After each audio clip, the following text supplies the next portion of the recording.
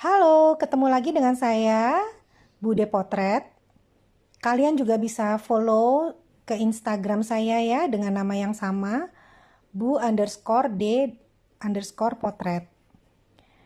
Nah, kita masih mempelajari mengenai basic fotografi ya. Dan di edisi ketiga ini saya akan menjelaskan sedikit mengenai angle fotografi. Angle dalam fotografi ini juga sangat diperlukan ya sebagai seorang fotografer karena angle fotografi ini atau sudut pengambilan gambar ini bisa mempengaruhi hasil dari suatu foto. Kalau kita sebagai fotografer salah mengambil angle ya kadang hasilnya juga kurang maksimal dan kurang estetiknya.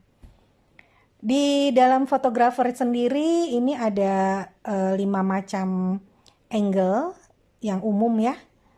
Yang pertama adalah low angle, yang kedua adalah top angle atau high angle, yang ketiga adalah eye level, yang keempat bird eye, yang kelima adalah frog eye. Nah, ini kita akan bahas satu persatu ya. Yang pertama adalah low angle. Low angle ini adalah pengambilan gambar dari bawah. Jadi kita agak ke bawah sedikit agar si objek terlihat dia lebih dominan ya.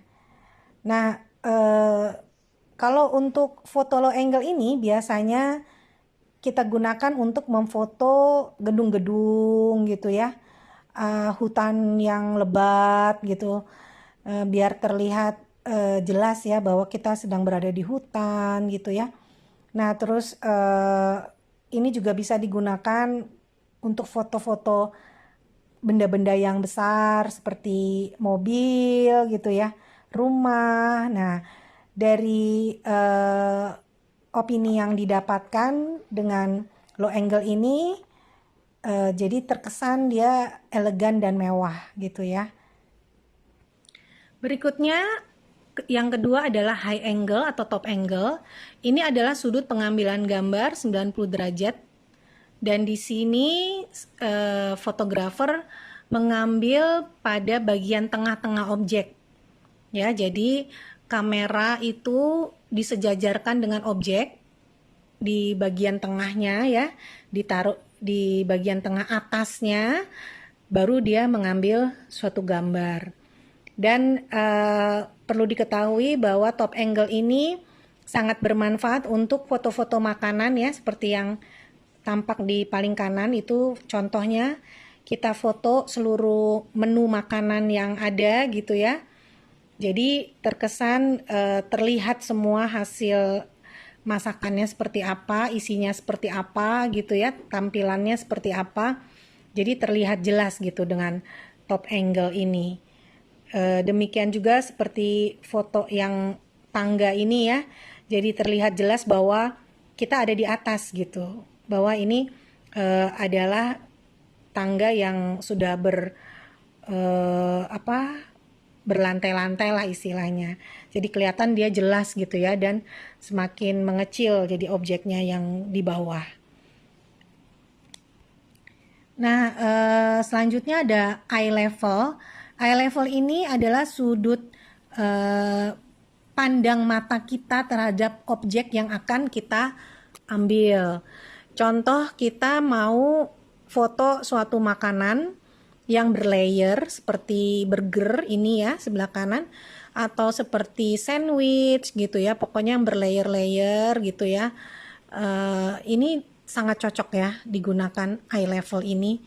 Dan juga seperti contoh paling kanan itu ada mainan kecil ya, mini figur itu kita bisa foto dengan sudut eye level ini. Nah ini juga biasanya kita gunakan untuk foto-foto dokumentasi.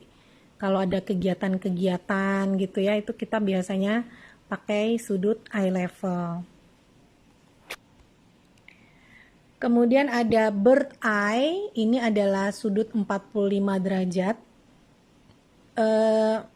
Teknik mengambil gambarnya adalah sedikit apa ya, kamera agak sedikit dimiringkan ke bawah gitu ya. Jadi semua semua semua bagian itu terlihat. Nah, contoh seperti yang di sebelah kanan gitu ya. Nah, ini sebenarnya kita memang tidak fokus pada suatu objek, namun bisa terlihat bahwa jalanan ini luas gitu, besar gitu ya. Nah, jadi memang untuk eye level ini tidak menuntut ke satu objek tertentu gitu ya. Beda dengan top level. Kalau top level itu memang kita lebih fokus walaupun terlihat banyak gitu ya, tapi kita tahu apa yang akan kita foto gitu ya, makanan seperti tadi tuh ada anak tangga. Nah, tapi kalau yang 45 derajat ini dia bisa memfoto keseluruhan bagian gitu. Karena itu 45 derajat ini sangat baik digunakan untuk foto-foto landscape atau cityscape. Nah, kalau untuk makanan sendiri justru bisa membantu menjadi props-props pendukung di belakang dari menu utamanya itu bisa terlihat agak lebih jelas gitu ya. Itu kalau 45 derajat. Nah, 45 derajat ini atau disebut bird eye ini juga sering digunakan untuk foto-foto makanan yang memang membutuhkan props-props pendampingnya terlihat. Oke. Yang kelima adalah frog eye. Nah, frog eye ini biasanya fotografer mengambil dengan cara dia bisa aja tengkurap gitu ya, atau kameranya dibalik. Kalau pakai kamera handphone itu dibalik gitu ya, sehingga mempermudah si fotografer untuk mengambil gambar gitu ya. Itu biasanya dibalik gitu ya, lensanya ada di bawah, lalu klikkan kameranya di atas gitu ya. Ini biasanya kalau digunakan untuk kamera handphone. Nah, frog eye ini biasanya untuk hal-hal yang yang ada aktivitasnya gitu ya, seperti orang berjalan ya, lalu orang ada berlari gitu ya. Nah, itu kelihatan seperti ada motionnya. Nah, ini baik dipakai secara frog eye.